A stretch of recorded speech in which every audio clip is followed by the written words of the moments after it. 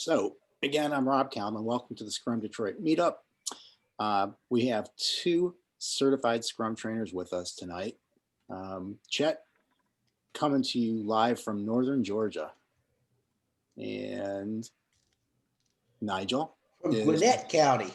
Yeah, you're out there. And Nigel is coming from just out, he's from the United Kingdom. How far outside of London are you? Don't use London as a reference point. It's so I'm very far from London in British terms, which is round the corner in American terms. So I'm 120 miles away. So in Britain, that's like just forever. But for you guys, that's where you go to the shops. We go that far for lunch. Yeah. Just go to the shops, 120 miles, buy some bacon and tomato soup, whatever it's called. See, in Michigan, you hold up your hand and say where you live, because Michigan's shaped like that. Yeah, you got to get the United Kingdom outside, but yes, it's so Detroit is here and everything, Yeah, if you here in Georgia, it's how far away are you from Atlanta? I'm 45 minutes from downtown Atlanta, and people go, oh, okay, so that's same kind of thing. Very cool, very cool. But anyways, we have our last meetup for 2020, and I want to thank you guys for joining. And we. Nigel and Chet will talk about the update to the Scrum Guide. A couple of quick points, just so you guys know. Scrum Detroit is an official meetup from Scrum Alliance. They help support us. And a group of us, I've got a training company in Michigan, and I saw a bunch of friends down in Austin, Texas a couple years ago at the Scrum Gathering. And a handful of them are on tonight. Liliana's here. I see Rachel's online. Jay is here. Joe's here. I don't know if David's here yet, but I'm sure he's going to pop in. And we all decided, like, what could we do to help the local community, Metro Detroit? So we decided, okay, let's get a meetup going. And this is the result. We've had a bunch of these meetups, and we've had a bunch of Scrum trainers talk with us, and just had some lean coffee type events. So I am not going to talk very much. I think at the end, we'll have a little bit more about Scrum Detroit, what we're looking at doing next year. We'll continue with the meetups of a variety. I know that I think in February, if we can arrange it, Howard Sublet, the chief product owner for the Scrum Alliance, is going to talk with us and let us know what the plans are and how he's running Scrum Alliance moving forward. Would you like to have my introduction to Howard video to play before it comes on? Yeah, it's for sure. If it's a fun one, absolutely. Yeah, if you go out, yes, I'll send you a link to it that Hugo, Stewart, and I did. Should I be afraid? Howard could not speak for like 5 minutes after the introduction, so. That's wonderful. But so I'm going to pitch it over to you guys, Chet and Nigel. You guys know Chet's taught a bunch of the Scrum Master and Product Owner and Advanced Scrum Master. Nigel does the same thing for a lot of people over in the UK, as well as the Certified Scrum Developer. So if you're going to share some slides, you guys can go for it. Whatever you. I think Nigel has some slides, and of course, you know me, I never have a slide, unless you're really bad, in which case I show you slides. I think the place to start is every few years, Ken and Jeff come up with a new Scrum Guide, and mostly based on what they see happening out in the world. So it kind of lags, I think, the world to a large, at least it lags folks who are doing Scrum reasonably well. They do two things that I think. One of them is explain how good teams are behaving. And the other is try to clean up language that allows bad teams to think they're doing okay. And so this is the latest iteration of doing that. Scrum has not changed.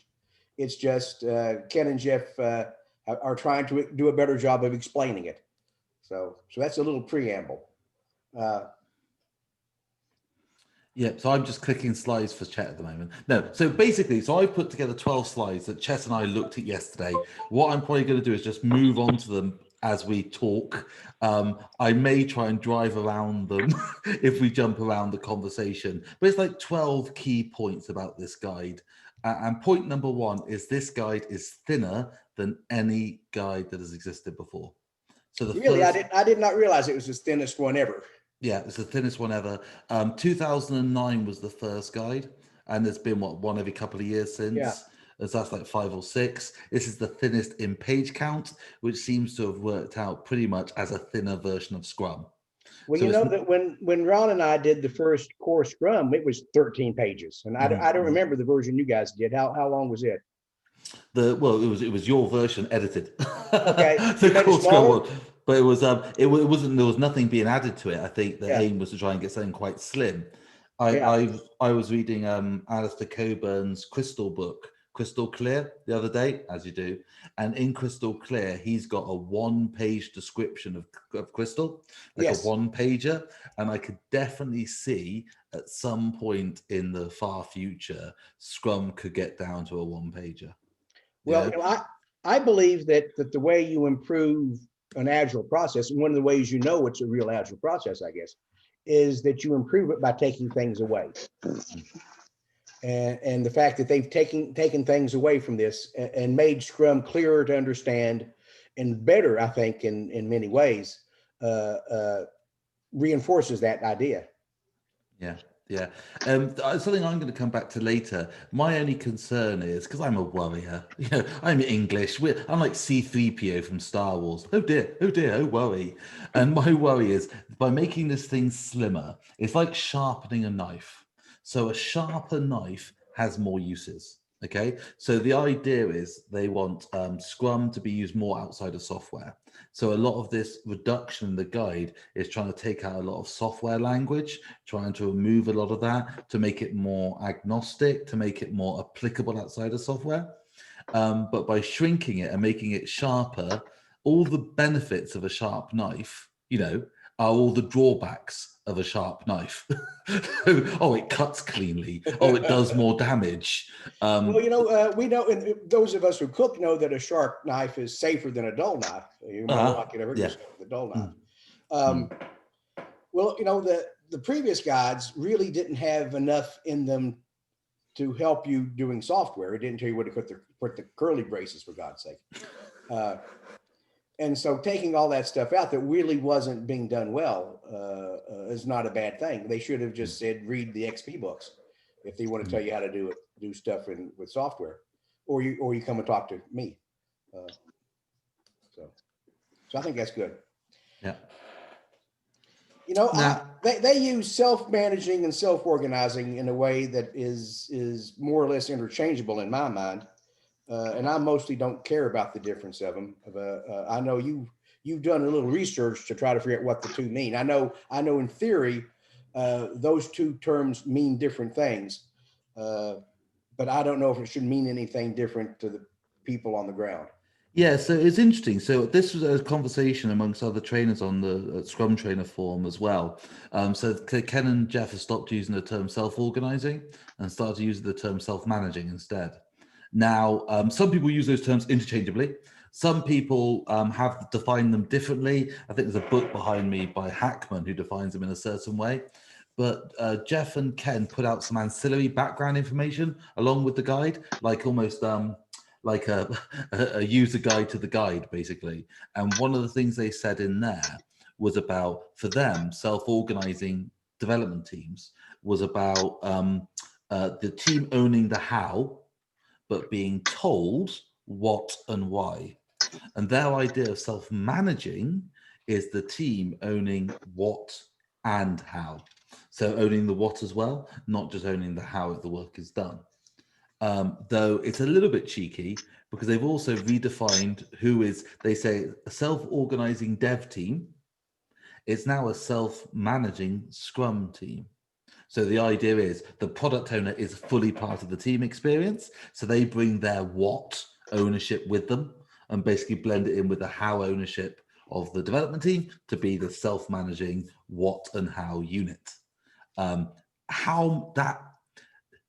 is that going to affect any of us in real life? I'm not sure. Back when Kent Beck invented extreme programming, he said, and I imagine he might even say this still today, that the biggest mistake he made was the split between the business and the technical. We had this person in XP called customer, which is exactly what product owner is.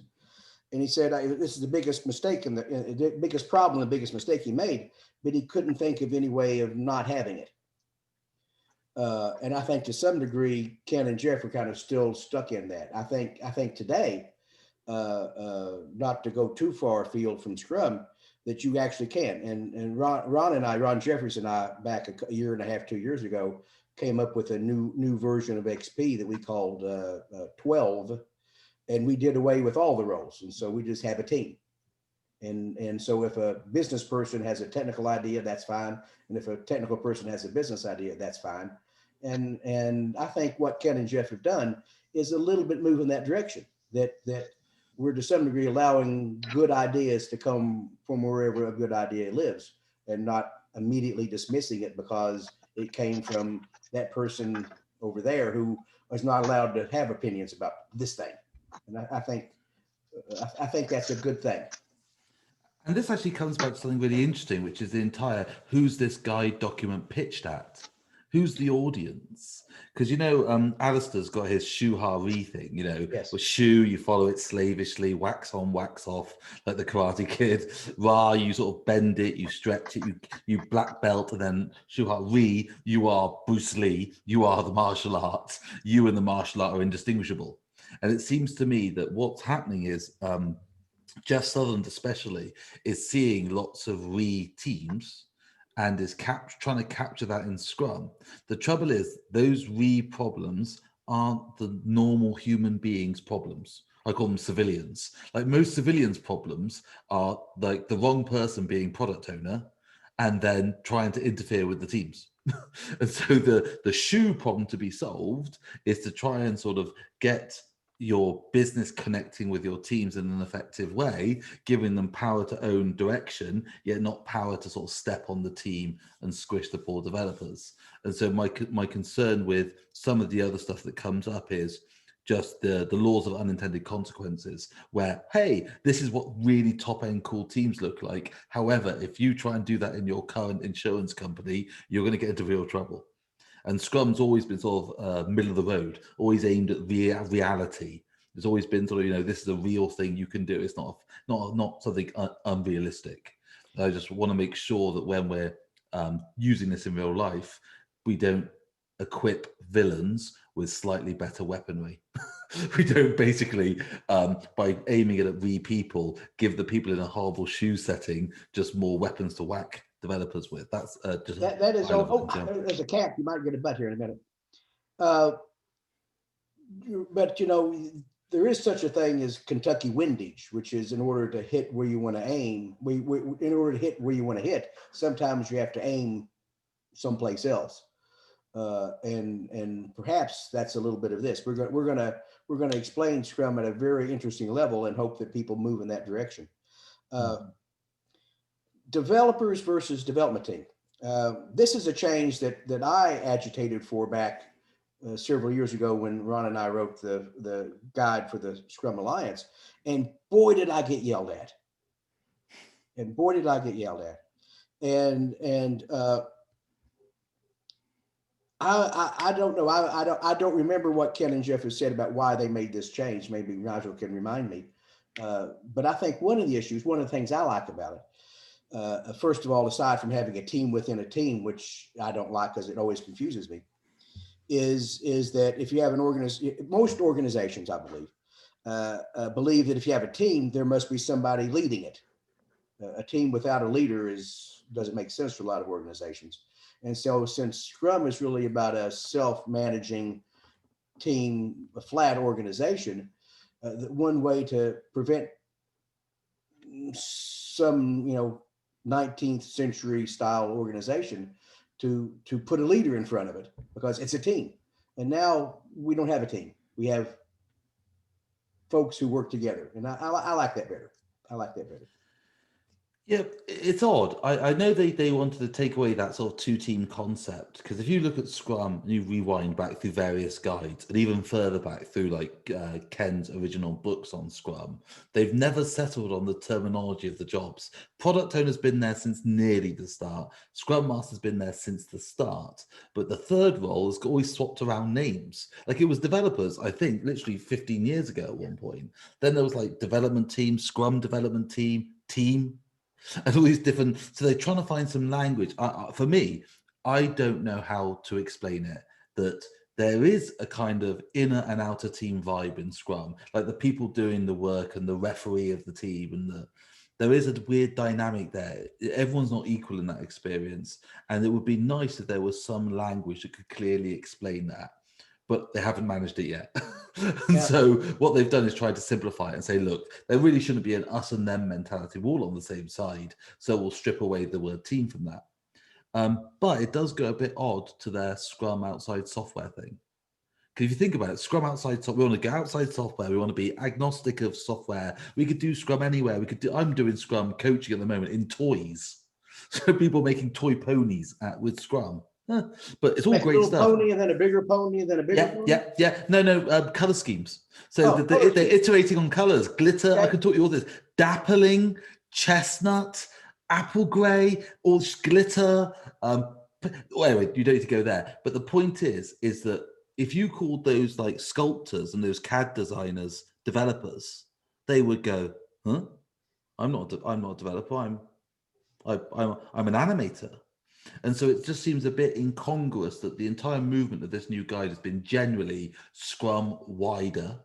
And this actual term change is kind of taking it a bit more back towards the IT side of things. I just find that odd. I would like to find a different word maybe there myself. Yeah, there's probably some word that if you come across it that might be the right one. Contributor might be an interesting term.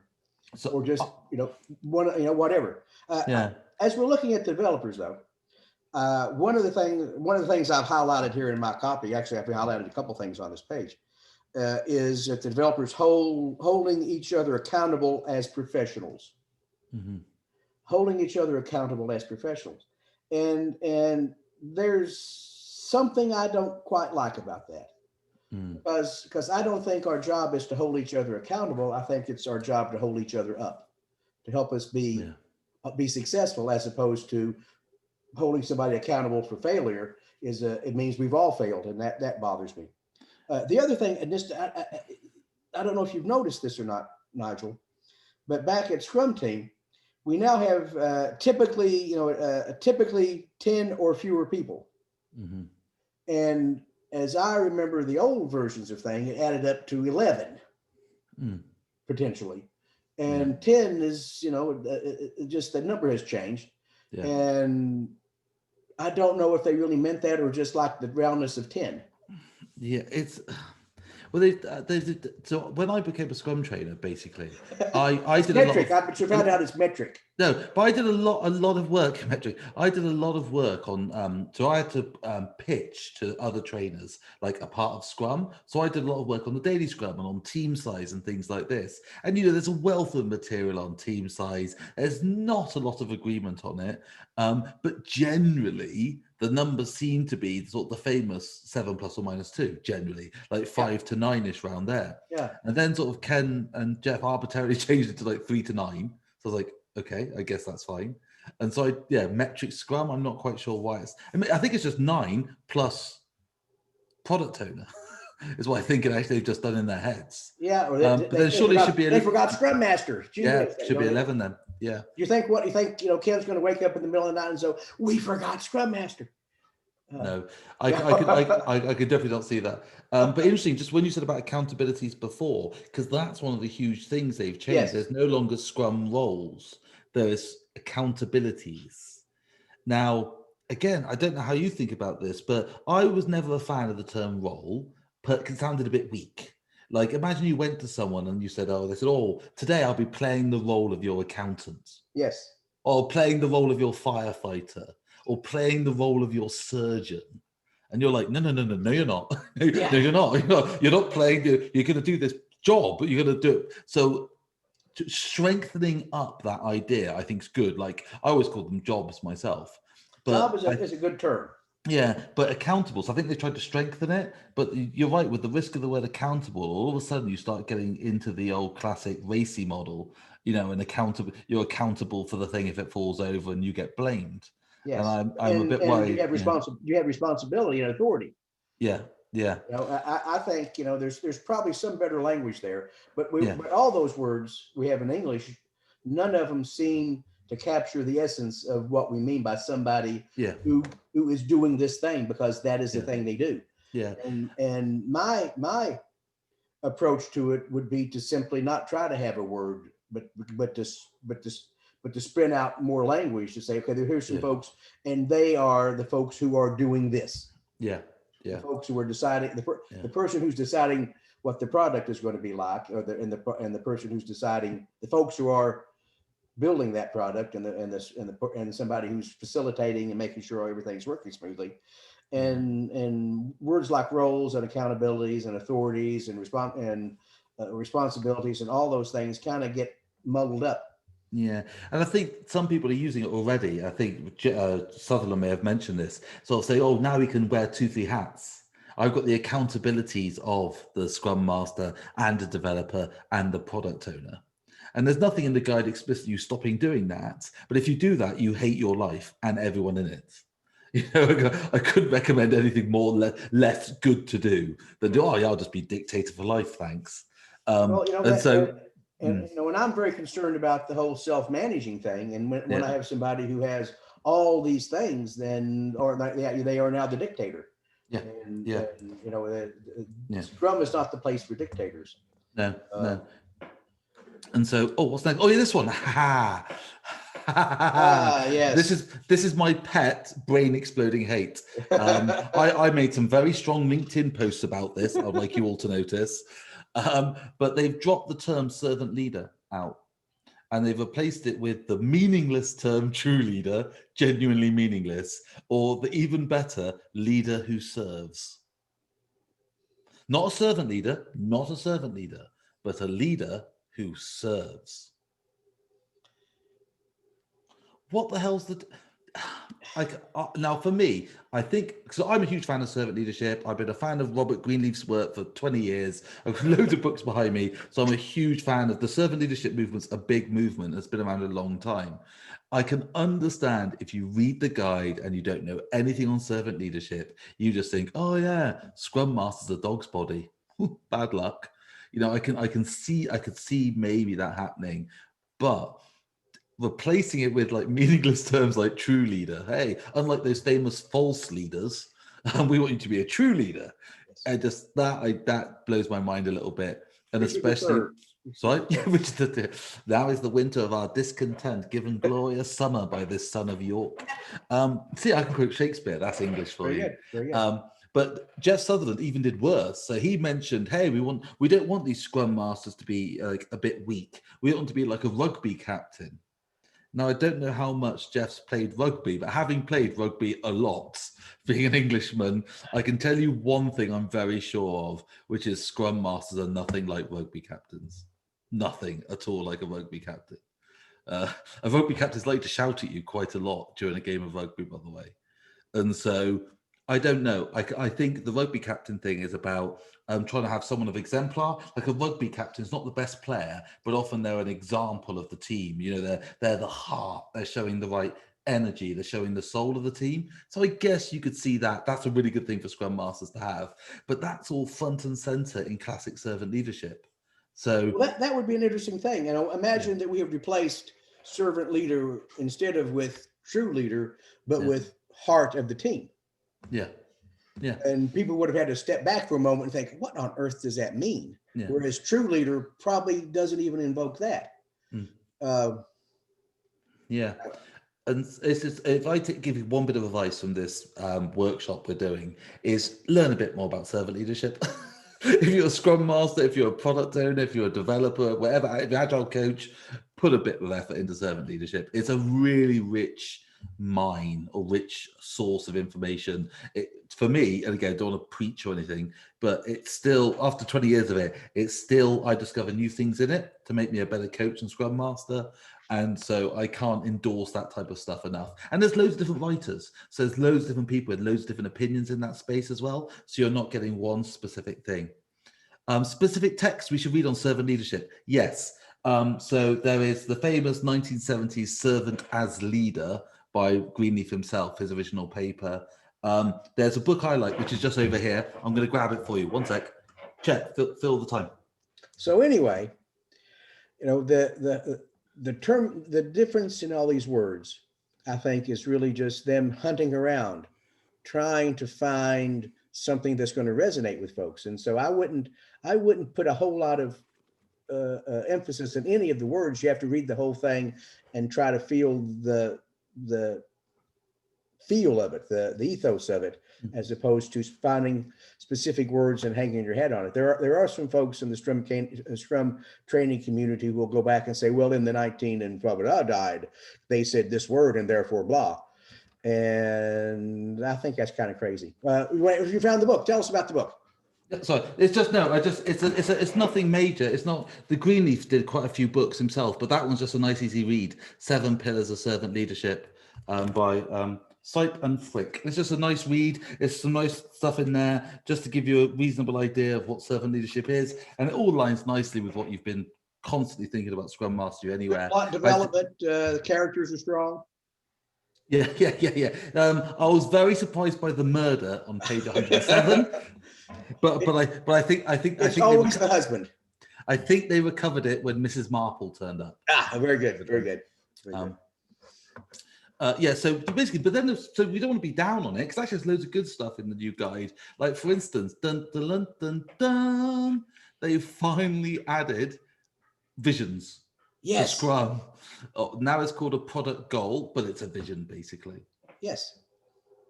And I think that adds a whole lot of strength to it. We kind of always inferred that there must be some reason we're doing this. There's some reason we're building this product, but actually pulling it out and using it as a kind of a first class idea within Scrum is a really great idea. Those of us who've been doing story mapping know that you start out by coming up with what is it we're trying to achieve, which confuses a lot of folks. Sometimes people think what we're trying to achieve is a product that does these things, and that usually isn't it. This isn't a description of the product. It's a description of the change we want in the organization, the change we want in the world, I think, because we have this product, what this product will do for us, not what the product does.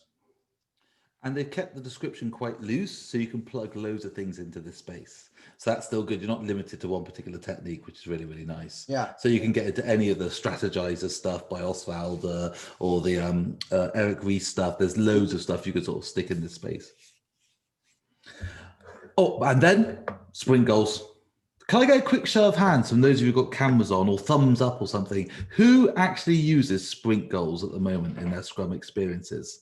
A thumbs up there, a thumbs up, a few thumbs up there. Well, everyone who's had a class from me has had sprint goals talking to them about it pretty strongly for the past at least 5 years, I imagine, because the power of that idea is so incredible because it frees you up from all the other things. It's I can do anything I need to in order to achieve the goal, as opposed to I'm going to come up with a plan and follow it for N weeks. Yeah. I'm going to achieve a goal and I'm going to get there however it makes sense. Sprinkles, that's good. But only one sprinkle at a time, though. One sprinkle at a time. I really like them as well because they're transformative nature. So a lot of people have turned Scrum a little bit into a very lean style feature factory, where you sort of sashimi slice, slice, retrospective review, slice, retrospective review, hang yourself because you hate your life. Yeah. And now it gives you this freedom. Sisyphus, Sisyphean, I suppose is the word, isn't it? You roll the rock up every day, and it rolls back down every night, and you got to push it back up because you never really get anywhere. It's like Kanban without cadence. Yeah, and it's like giving you that freedom to, hey, we can transform where we're going on the what to achieve this higher level why. And I think it's difficult. I always admitted it's difficult, but every single version of this guide, they seem to up the ante on sprint goals, which is good to see because I think it's something that's we said before about Scrum, the guide lagging what good teams do. This is one of the few things where they're trying to get out ahead of us and say, look, you really should get better at that bit. And I think going along with that is that the adjustment that is allowed to take place within the sprint now. They talk about the daily Scrum being about adjusting what we're doing in order to achieve the sprint goal. Yeah. There are times you've certainly seen descriptions of Scrum where the sprint plan is inviolate. We come up with this plan and we follow it, even if we're doing the wrong thing, apparently. Yeah. And that's gone away slowly over time. And this is really kind of kicking that to the curb completely. Yeah. It's, as I always describe it in my classes, it's my goal is to get home at the end of the day and not just follow the route I had in my head, even if the bridge washed out. Mm-hmm. And I think it's fascinating that this guide has been very positively language focused. There's been a few guides before. In fact, some of the Scrum books, Ken has written them, and they seem to be quite defensive in the language. Like in the last guide, there was a lot in sprint review about how you can't show undone work in the review and don't let work go out if it's not done, and fitting the definition of done. There's lots of defensive language, like don't launch rubbish. Yes. But this guy's been far more positive, saying, hey, you can launch multiple times in the sprint. Don't wait till the end. If it's good to go, go. Which has been quite positive and constructive language on that. Yes, and I can do that every time I get to done with my product, really what it is. And so it's the same ideas, but as you said, cast in a very positive way, which I think here again is where the guide is catching up with what good teams have been doing. When you think about continuous integration, continuous deployment, that's where we've been for quite a while. Yeah, and I think that tone may link into the change of who's the guide aimed at, from being like a shoe guide, like do this so you don't, to being more of a re-guide. Hey, this is what great looks like. And they've finally done this commitment thing. So the product goal is a commitment to the product backlog. The sprint goal is a commitment to the sprint backlog, and the definition of done is a commitment to the increment. Yeah. And it's nice to have the word commitment back after a little bit of a rest. And of course, there's lots of organizations who don't understand what the word means and misuse it. But it's a full faith effort. It's with everything I know right now, this is what I believe is going to happen, and that's really what I think a commitment is. I'm committing to do this unless it rains tomorrow. Yeah, it's trying hard, isn't it? I'm committing to to not be lazy and lackadaisical. I'm committing to the best intents. Like I always joke, an estimate's not a commitment, and a commitment's not a guarantee. And some people seem to think, again, it may just be the organizations people live in. It gives you an angle on everything you see, but so many things get treated as guarantees when they really shouldn't. But finally, definition of done is now actually something in Scrum properly. If you've ever seen the previous guides, definition of done's been a really funky thing that's kind of lived in this weird netherworld of, hey, it's not an artifact, it's not on the framework, it's not a role, but it's in the guide. Yes, I think it was under transparency or something, like a subsection. Like, hey, here's this weird thing in the cellar. But now it's finally sort of been promoted up into being the aspect of something serious and core that we need to do. But again, and you can actually, I believe, take away a lot of things out of Scrum and keep definition of done and things will sort of work. Yeah, it's kind of it's really can be used as a linchpin. I think I've been talking a lot about it for a long time, and here's the other one. Yeah. It wasn't the other one, by the way. Oh. Anyway, but yeah, so the one thing on definition of done for me, when I talk about it a lot, some people do think of definition of done as just being like a checklist or something. And you can look at it broader than that. Like I link it in product goal. I think that's a perfect thing to link in with done. Like, why are we building to this level of quality? We don't have to build everything like we're NASA, but we do if we're NASA. So, we should have some sort of vision on quality. We should acceptance criteria, classic XP technique a lot of Scrum teams use, but it's really helping sort of define out what is being done, when definition of done has always classically been around the how. So I think there are other angles of other things that need to be brought out a little bit there. But the trouble is, you're doing... I think of it as a checklist, but that checklist is incredibly rich and diverse. Everything from documentation to testing to performance and all those things that have to be true, and they end up being part of the work we have to do. And you find an awful lot of places where those kinds of things are just sort of forgotten about, because we're building this product, we don't think we have to do all this other work so that we can actually walk away from our product. Yeah. You know, but my thing is always a definition of done is what lets you go, lets you ship this product and go work on something else. And if you never know when that's going to happen, you have to be there all the time, which should be true in any good organization. And that's actually something I forgot to put in the slides, which is they've actually in the guide defined what they mean by product.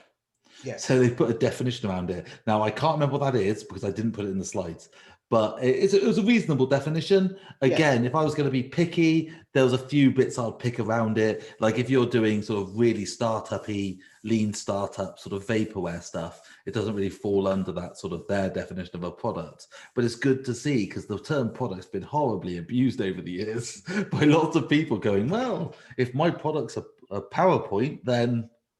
and sort of, you know, really sort of corrupting this stuff. So having some sort of, even if it's wrong, but some sort of base foundational understanding of what they mean by product, I think helps shake the tree a little bit on some of that stuff. Well, it's nice to get it in there, and you know, and it can evolve and improve as we go along. You know, hopefully in a couple of years we'll have a better version of what product means. So I think you have to start someplace.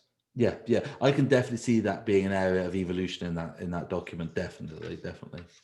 There we go. Oh yeah, 3 topics to sprint planning. Again, I don't know if this is interesting for normal human beings or not, but I remember when I started scrumming, so this is like nearly 20 years ago, it was quite adversarial. You know, so people don't have like part 1 and part 2. And true story, part 1, you would get the product owner in who would explain what they want, why they want it. You would literally shuffle them out the room. They would physically be made to leave the room, and then you do part 2 where you work out how the hell you're going to do it. Like, geez, what's he going about? Like, so like that's very divisive. And so obviously sprint planning has got more and more inclusive over the last 20 years, more and more potpourri, less defined. Like if you wanted, you know, I drew that picture of like Scrum getting thinner. The perfect example of that is sprint planning. If you go to some of the early literature, there is some thick ideas on sprint planning. And over time, gradually it's gone, well, that's not essential. Well, that's not core. Well, that's okay. And they've gradually thinned it down. Yeah. Well, So if you think about emphasizing sprint goal as a slice of the product goal, and all the other things you do in sprint planning are just how much can we achieve this goal over the next couple of weeks, and as they've loosened up the requirement to adhere to the sprint plan, which I like a whole lot, and focus on the goal, then all that kind of aligns then, doesn't it? I have a goal I'm trying to achieve this sprint.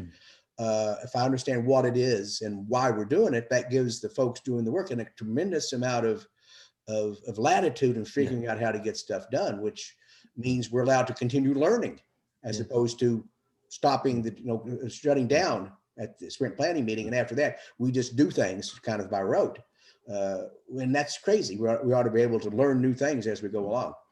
Yeah, I'm not quite sure. Did I say what the 3 topics were? It's why, what, and how. Sorry if I didn't mention that.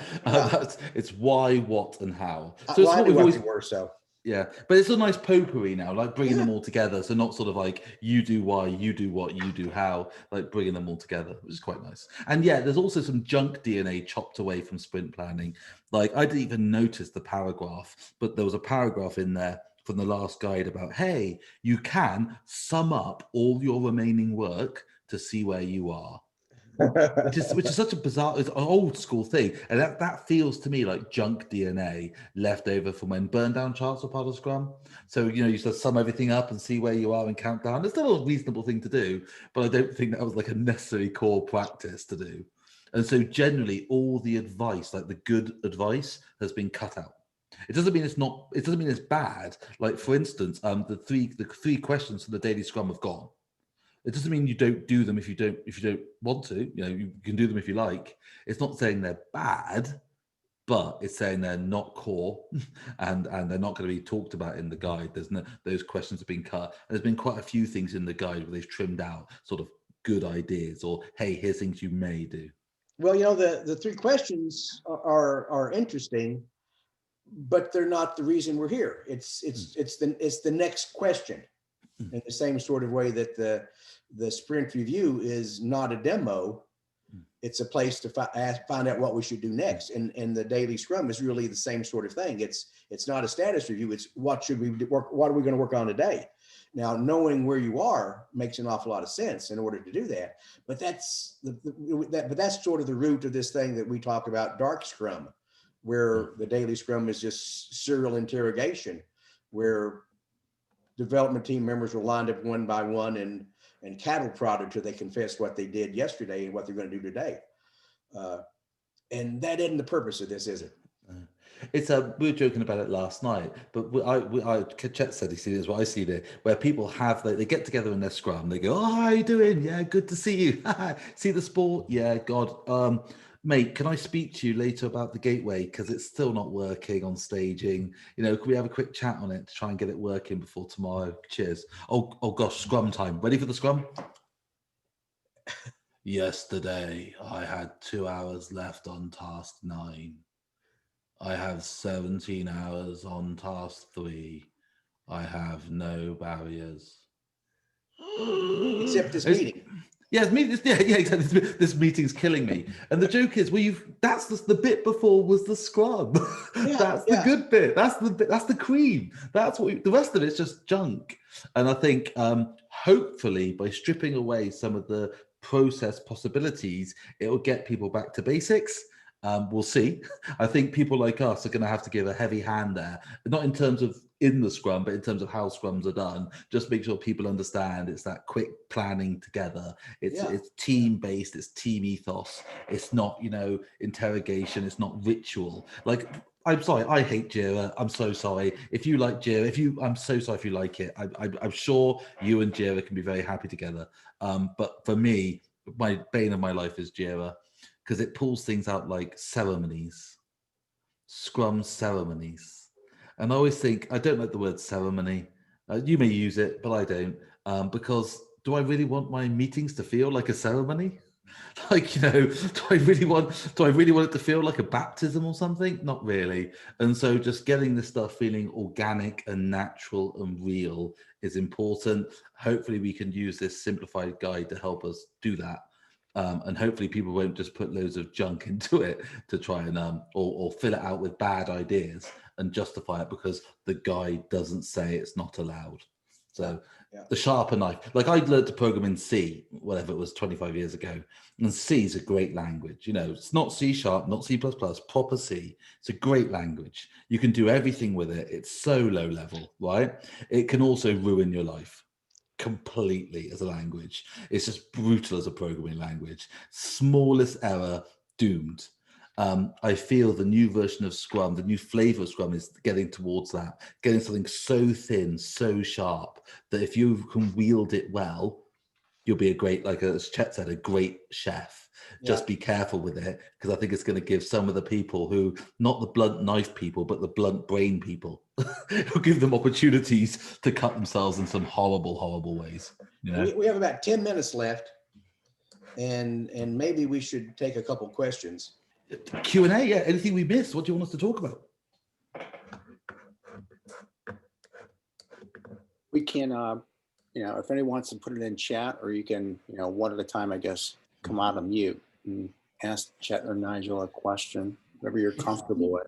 If you type it in the chat, sorry. Oh, go ahead. Sorry. I was just going to say, if you type it in the chat, I'll read it in an English accent, so that's a bonus. But okay. Well, my name is Jessica. I just had a question, just regarding the daily stand-up, because I don't have to stand. You can lie don't on have to the floor stand. if you want. No, don't have to stand. Well, I was going to ask, in regards to, is an example, I'm trying to think of an example of really how to do the new recommendations in the Scrum Guide outside of the 3 questions, because I think it's been embedded, as a way to do it. So is there an example you can share? Well, go ahead there. You just say, you can quickly tweak the questions and just say we. So rather than be I and look at it, it was just we. So what did we do yesterday? And so it's just the start of a conversation rather than an interrogation. So you can sort of use the questions and pivot them slightly. That could be quite nice. So what did we do yesterday? What are we doing today, T? And what are our issues? What are our blockers, our barriers, our impediments? But I think that one of the things that causes the daily Scrum to be not what we want it to be is the fact that the team is really not a team quite often. And so if you have a bunch of folks who are a team merely because they have the same boss, and this serial interrogation of status in which no other member is listening to what anybody else is saying, is not a daily Scrum, and what you're doing is not Scrum. But if you have a group of folks who own a problem collectively and have to work together in order to achieve some goal in a few days, they're going to have to talk to each other. They're just going to have to talk to each other. There's no way around that. And so the daily Scrum was a place where we carved out every day for that conversation to begin every day. And that's really what it has to be. And so if you have folks who don't have to talk to each other in order to get their job done, then you've probably gone off the Scrum path a while back. But if you have folks who are in working together to do something, it's required. Now we have a question here: what if people are on different time zones? Well, then it becomes even more important to find a place where we can talk to each other every day. Yeah. Because talking to each other as close to face as possible is incredibly important. Otherwise, you're going to be passing emails back and forth, and things will take 7 times longer to get done. I made that number up, but it's probably not far off. But it's true, is it? Because in this time of COVID and lockdown and remote, the daily Scrum is more important than ever. For some people I was working with today, their only contact with other humans is in the daily Scrum. Literally, they were living on their own in a flat. They're a young software developer. It's the only contact they've got. And so what they've been talking about doing is lean coffee. You know, the lean coffee model, using that just as a gimmick, but using that as a slightly way, just to get a slightly deeper conversation going, just to get it feeling like we're getting genuine daily retro and planning and review going on, rather than it just being, you know, a status update. So that's a nice trick to sort of make it feel more the home, the heart of the Scrum experience. But you're right, if different time zones, it's got to be lined up together. Asad said about, due to COVID-19, organizations having to do smart working, Scrum's all about face-to-face. Do you think Scrum can work with remote working teams long term? And that sort of connects back into this, you know, like, as Chet said, if we're systematically misaligned, i.e. we're a working group, Scrum is going to show that doesn't work, and COVID's going to make it worse. Chet, you know Kent Beck's stuff on, what is it? Explore, expand, extract. Have you seen that? Yeah. You know, like for me at the moment, I've seen people cope very nicely in COVID as Scrum teams when they're in expand and extract, when they're sort of like got an idea and taking it to slightly new places, or they're like miners mining the resource out of there, extracting the resource out of their problem. But I am seeing teams struggle in explore when they're new, not working together, don't know each other yet. They've got undefined problems. They're in a startup maybe, or startup mentality in a big company, and just trying to bring all those human aspects together, those organic aspects together is hard in this environment, and people are finding it difficult. It requires a certain amount of personal, you know, person-to-person kind of contact in order to be able to do that kind of free-flowing ideas that let you come up with new solutions, and that's difficult to do in this. And someone's got their hand up, but I can't see who it is. I'm so sorry. I saw Jeff, a name come up. Jeff, you want to say something? Or did Jeff just put his hand up by mistake and I don't know. regretting it horribly? His hand's gone down. Jeff's hand's gone down. Don't worry, Jeff. We won't mention it. All That's right. fine, Jeff. Yeah. Well, so some people are saying that they're finding they have to go longer because of the remoteness, and that's probably true. I know it's everything takes longer when you're apart. That's interesting. So I don't know if you've ever seen The Simpsons. There's an episode of The Simpsons when it was good many years ago. There was an episode where Itchy and Scratchy, the actress who plays Itchy and Scratchy, is being interviewed by people in the crowd, and they're saying like, "Why did you play this note?" And it played the wrong note, and like really nerdy people. And she was like, "Oh my god, they've watched Itchy and Scratchy too much. There was nothing meant by that, right?" Well, I've got two things that are my Itchy and Scratchy moments. They may mean nothing, or I may have spotted something deep and clever. In the new guide, sprints are not time boxed; they're fixed length. Can you see the difference? Because time boxes can expire early, can't they? Like you have a time boxed planning meeting, you don't have to hang around for 4 hours, do you? No. If it's done in 90 minutes, it stops. But sprints don't work like that, right? Sprints they don't quit early, do they? Sprints, if you get all your stuff done, you just pull more in. So the difference between time box and fixed length. Well, the reason I mention it, if I remember correctly, and you can go look and find out that I'm wrong, I don't think the word fixed length or time boxed is used on the daily scrum. That's right. They said the Just daily says scrum is 15 minutes long. 15 minutes long. It doesn't say time boxed. All the others say time boxed. Sprint says fixed length. But it doesn't say either of that. Now, is that me being, oh, hello? Or was that like a deliberate thing by them? I don't know. But what I would say is they're not pushing as hard 15-minute scrums as they used to, I like a 5-minute scrum, to be honest, but they're not pushing very short scrums. So if longer ones for that exploration are working for you, I think that's a viable idea. Wasn't it in the Borland Quattro Pro team? It was like 2 hours, wasn't it? It was like 90 minutes, wasn't it? It was on the original scrums, if I remember correctly. But Cope said, I think. So they were like a long time to me. Yeah, they were like, I think they were hour to hour. Look it up again. You all got access to the internet, but I'm pretty sure in the original Quattro Pro team, Cope spotted them, and it was like an hour-long scrum every day. I'm not recommending that, by the way. I'm just saying that's where it comes from. That sounds almost like the story from "Scrum Should Die in a Fire." You've read the blog. Yeah. Scrum should die in a fire. That's the kind of daily scrum they were having. Yeah, but it's interesting, isn't it? It's in terms of like, you got to be in complex words. You got to be a little bit careful, because there's always somewhere where something works well. Yeah, like the most outlandish things you could ever imagine. There'll be a company out there doing it, and worse still, everyone will like it, and you'll be like, "What? How could you possibly hop on one foot during the scrum?" And they'll be like, "It gives you focus." Well, like, really? Back at C3, we held a 5-pound weight at shoulder length. And you could talk for as long as you could hold the weight. This absolute truth. I have to get cortisone shots now. So let's look at these other ones here.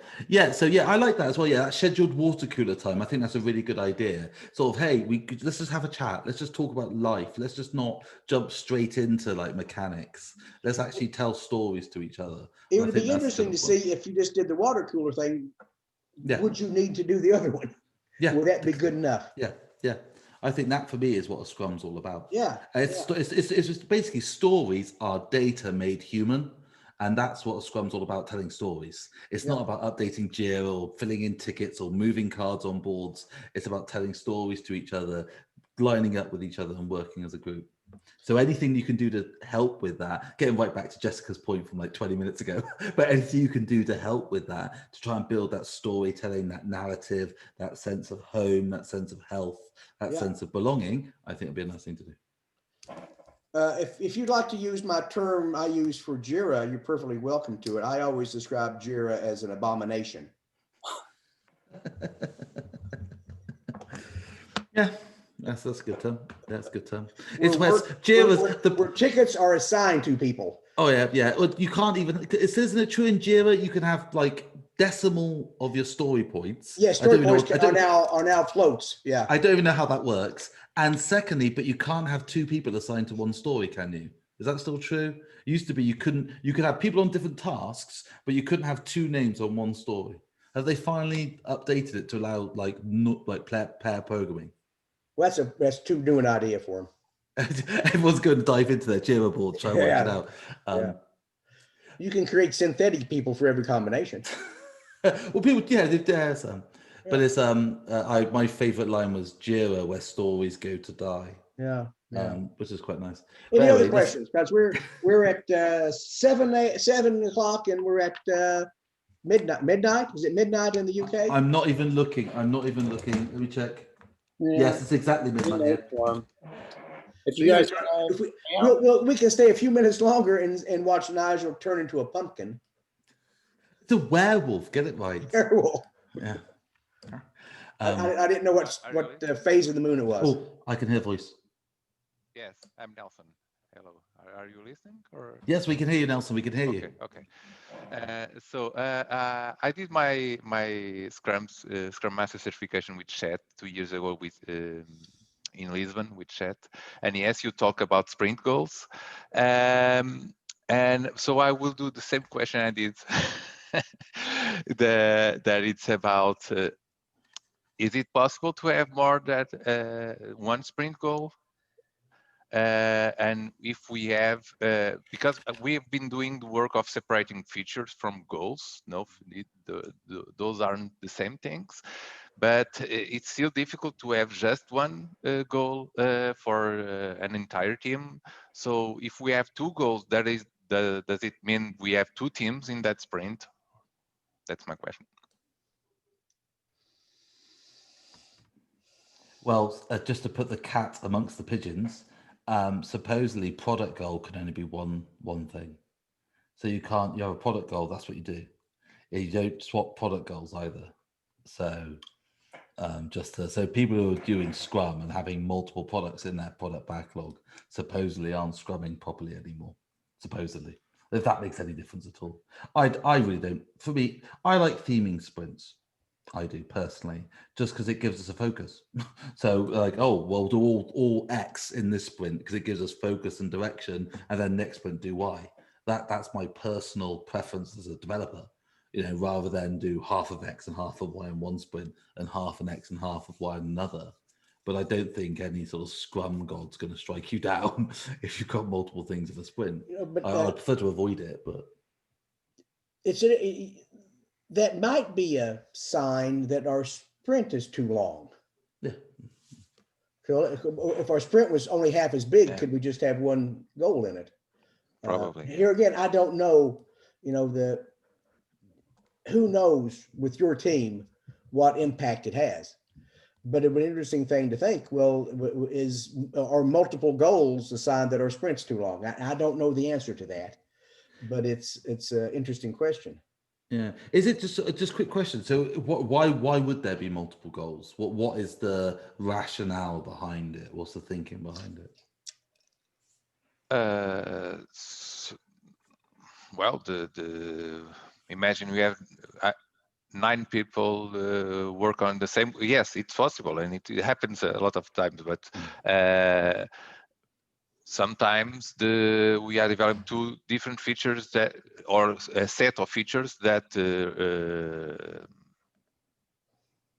achieve a different goal in the product. So maybe the problem is with this concept is still win the concept of goal and not if we frame it as a team, maybe it's different as a goal. Yeah. But yeah. Because I know some people use like metaphors for goals and everything to try and, so they'll say like it's a Hoover sprint. And the aim of a Hoover sprint is to hoover up all the stuff that's left to be done or something like that. I can see people do that. But I would just be interested in terms of like, because if we could do 2 things that are so completely different to each other, so they're completely alien from each other in the product, so they're not connected at all, what happens if we don't do one of them or both of them? Or, what I would like to know is how would we do these 2 things? Like if that one has to be done and this one doesn't have to be done, that's the goal. Everything else is just bits, because this is the thing that we're aiming for, this one here. If we've got to do both of them, is there one collective goal? If there isn't, and it's 2 very separate things, I guess you have 2 goals. But I would not be obsessed about the concept of goal. I think it's a useful lever to get you thinking a little bit more laterally about the work you're doing. So if we're aiming for a target and a group together or something, why can't we do it with what we're doing, and how can we do it? Using it as a mechanism to get enlightenment more than a law that must be followed. I'm also curious to see that definition of product, because in the case of our team, it currently is a component library that has a goal for the company to uniformize the UX across all the group. But then it have very specific, it's to develop that component that some team needs, or that component that design system wants to put out.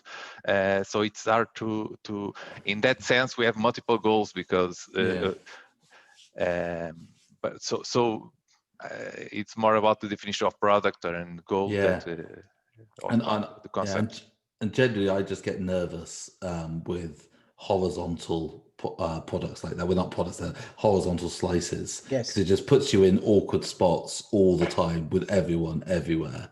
That's not helpful. I'm so sorry, Nelson. That's not a helpful thing to say. But that it just always puts you in a bad spot, because you're forever trying to answer multiple feeds of needs. You're trying to answer lots. It's very difficult with a component.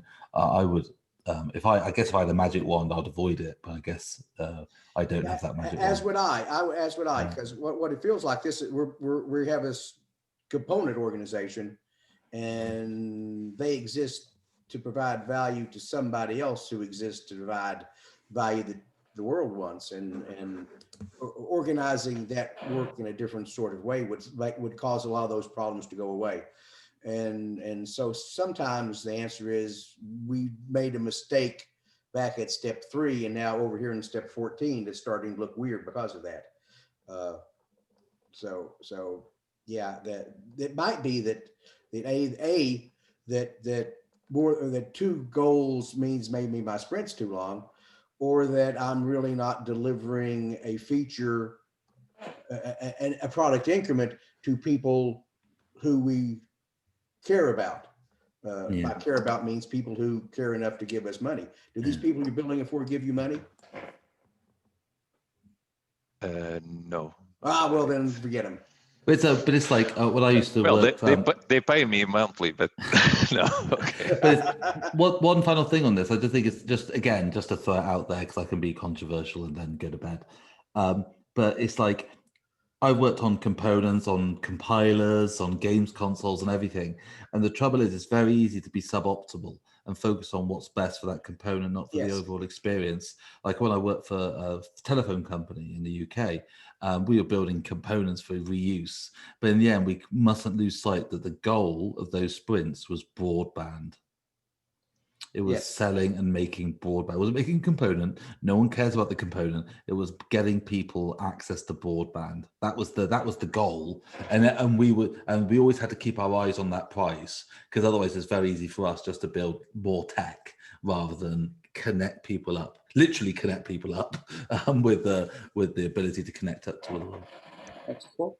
Hey, Chet, Nigel, we could probably talk all night, but I know people. Nigel already has. Oh, he has. He's taught all day, and then he's here past midnight for us. Do you want to take one more question or call it a night? It's up to you guys. I'll take one more question. What am I going to go to bed and do now? I just want to stay up till morning.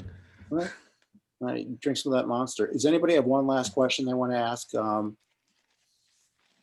Or are we going to looking in chat to see if there's anything in there? I think everyone wants to have their dinner, don't they, at 7 o'clock or whatever. No, I know. Yeah, we get some hamburgers.